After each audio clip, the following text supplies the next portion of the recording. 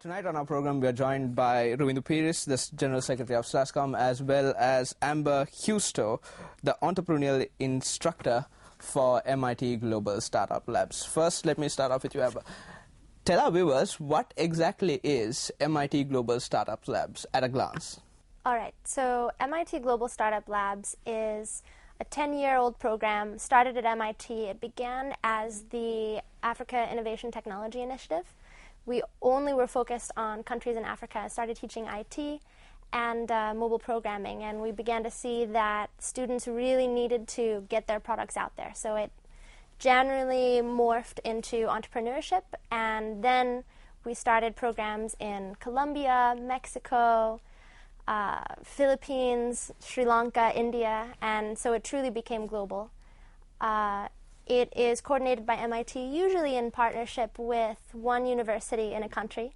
And here we're really excited to see that it's gone national. So partnerships with multiple universities, open to anybody coming in, and really a countrywide sort of program. So first year we're doing that, really exciting. Brief history, it's been going on for 10 years. We've had 120 instructors, 1,800 different students go through it. Usually about 5 to 7 companies form per batch, which is great. So we're looking forward to seeing even more success in Sri Lanka this year. Now, Ravindu, Amber mentioned that this time the program is national, going national. Yeah. Now, we've had the program in Sri Lanka for close to 3 years, if I'm correct. So how is it going national? I mean, is it only limited to IT this time, like previous times as well? No, and it's very exciting. I think we're doing a few things to widen the net. First thing is that it's not going to be only IT. We really see the fact that there is a lot of opportunity in cross-functional amalgamation. So we're looking across industries and looking for opportunities within each of those industries and looking for the intersection of where there is a scalable, high-end problem to be solved. And as you would imagine, though, in most of these, there is a very high chance that there is going to be some leverage of information technology, as with anything that we do these days. So in that sense, there will be a very large component we foresee for ICT enablement in a lot of these, but it's not definitely going to be restricted only to IT. And national in the sense that in the first 3 years, there was a core focus with the University of Moratuwa, who should get a lot of credit for actually incubating the whole program. They worked very much hand in hand with MIT to bring the program to what it is today. Last year, SLASSCOM got involved along with quite a few other industry players to really see the full potential of the program. And we've tied this up with our whole journey of 1,000 tech startups by 2022, which is an initiative driven by SLASSCOM. And we want to kind of use this program to be able to reach out and to encourage to have some of our youngsters, and not only university students, but also recent graduates, even people who are probably not so recent graduates. So who exactly is your target audience through this program? I guess the best way to say is anyone who has an inner passion to do a startup. It's anyone who has a vision of truly following their dreams to be making a meaningful impact in society. Now, this program, if I gather correctly, it's a 7-month program. Mm-hmm. What will the selected candidates go through in this 7-month program? So there are 2 full-time periods with a long incubation period in the middle. We're going to be starting approximately the first week of January. So during that period, they'll be forming their teams, getting paired up with mentors from various industries, determining what are the really big problems that are applicable both in Sri Lanka and globally that they potentially could form a company to solve, and brainstorming their solutions. And so once they've made it through that phase, they'll begin learning a bit of finance, developing their business model around the idea, and we're hoping that by the end of that 3 weeks, they'll be essentially where they were at the end of previous programs, where they have an idea for something, they've essentially validated their business model with industry, and they still have some more work to do. So that's where the next few months comes in. That gives them time to build their product, test it, get further validation from various different areas of industry and people who are going to be using the products, tweak their business model, really dig into the financial details. So all of that sort of thing.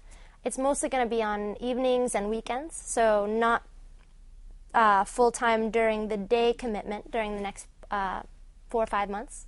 And then by the end of that period, that's when the real exciting part really happens. So by the end of that time, they'll essentially be ready to launch a company, but there's still a few more things that they've got to do, and this is something that I as an entrepreneur have struggled with before. How do you get the last few details ready? How do you start to pitch to investors? How do you get enough customer validation that you're really confident your product is going to be a success, or that your service or company in general is going to be a success? So this time, by the end of those 7 months, by that final launch day when they launch their companies, it's going to be the real launch and they'll be ready to go. There was one very interesting part in her answer that I really want to talk from you. She mentioned about mentorship, that you'll be providing mentors, you'll be pairing the teams up with mentors. What kind of people are you hoping to bring into this program? Is it local, international? A whole variety, and that's another key distinction that we're trying to do this time. First and foremost, it'll be people who've been there, done that before, who will bring to bear some real life examples of how to really kind of go through the trials and tribulations of doing a startup. Most of it will be done within the local industry, SLASSCOM industry leaders, plus people from the finance angle, from legal, from HR, a whole host of people who have expertise to help a startup. But also very importantly, as you brought up, we're going to bring in an international flavor, where we've reached out to Sri Lankan expats who on their own are doing some very exciting startups, from the Silicon Valley to Australia to UK. We've already got about 10-15 people who have shown keen interest and have signed on as Friends of Global Startups for Sri Lanka, who will be part and parcel of the whole mentoring program.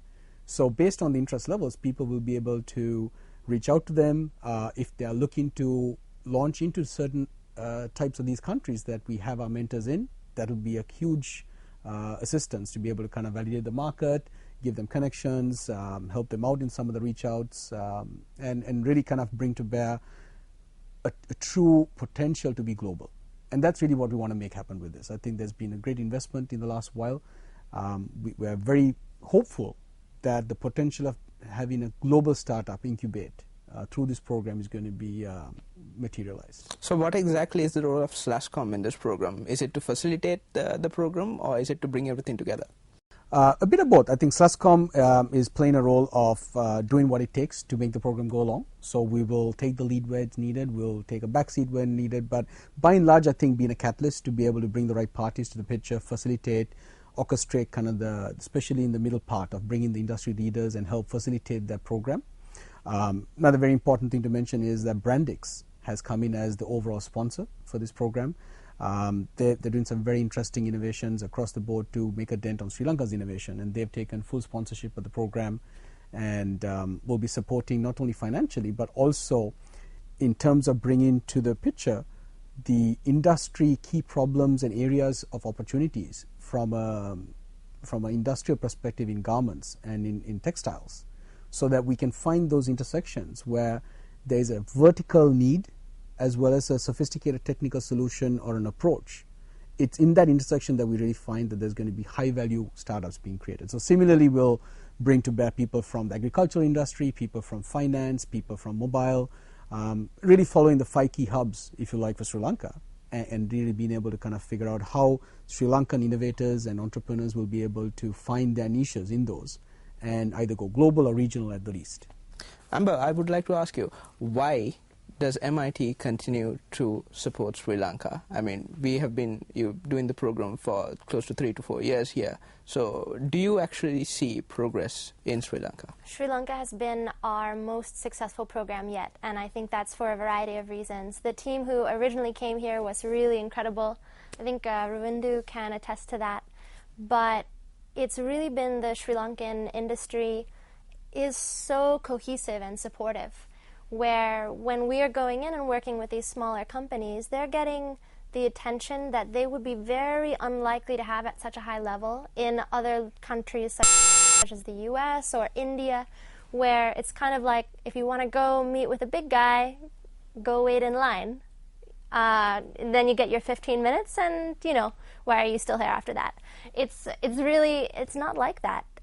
So much, and I think in part it's been because of the success of the previous organizers of the program, but I think another part of it is that a lot of the industry and company leaders in Sri Lanka have seen that this is the right time for the country as a whole to to make an impact, to make a difference, to become, I think as the government initiative said, the star of South Asia. And so the entrepreneurs are just getting so much support from a variety of levels that we've seen phenomenal success here, I think, even compared to a large number of our other programs in different countries. Finally, tell us, how can an interested party apply for your program? What are the deadlines? What are the closing dates? How can we apply? All right. So we have our application online at the SLASSCOM website. It's SLASSCOM/GSL, or if you just go to SLASSCOM.lk, you'll find a slider you can click. It's an online application. It'll take approximately about 30 minutes for someone to fill it in.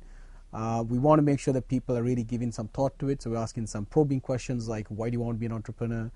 What problem keeps you up at night? We also need you to do a 1-minute video pitch of why you should be selected to the program. It should be an exciting and fun process of applying as well. Deadlines are set for the 8th of December, so it's a quick run. We urge everyone to apply as soon as possible and make the most of the program.